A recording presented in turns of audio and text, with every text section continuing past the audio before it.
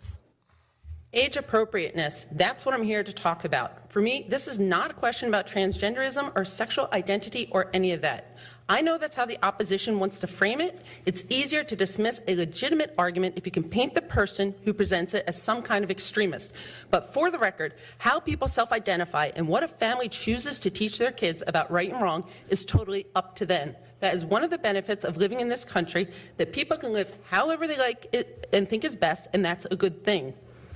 However, parents are not in schools with their children. So as parents, we put faith in our school system and expect the school will not only educate our children at the right age-appropriate level, but also protect them from content that is too mature for them, especially during their formative years.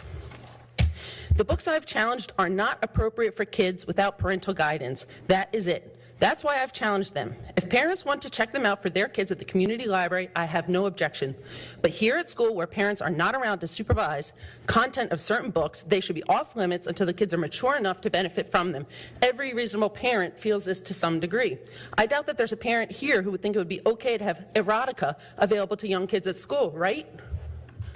I'm not saying that any of these books we've discussed have crossed that line yet, but I am saying that there is a spectrum. What's inappropriate for one parent may be okay for another. That's why we have statutory criteria that govern what's acceptable in schools. And if we feel that those statutes are too restrictive or go too far, we have means to change them democratically.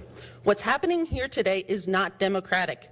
Over the past few weeks, you've heard several district representatives say that they personally disagree with these statutes, that they personally treat the statutes rather as guidelines instead of limiting criteria. They are blatantly subverting their democratic process. And why? Because of their personal biases, not mine.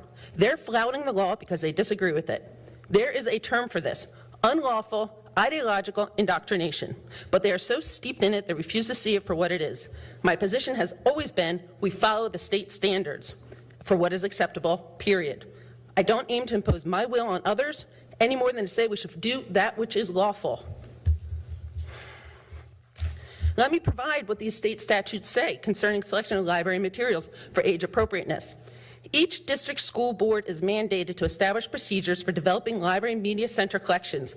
These procedures should be guided by reader interest, support of state academic standards, align curriculum, and the academic needs of students and faculty. In addressing this book, first, the circulation data reveals zero reader interest in this text. Second, discussion and instruction on gender identity before the 9th grade is a violation of state academic standards and aligned curriculum.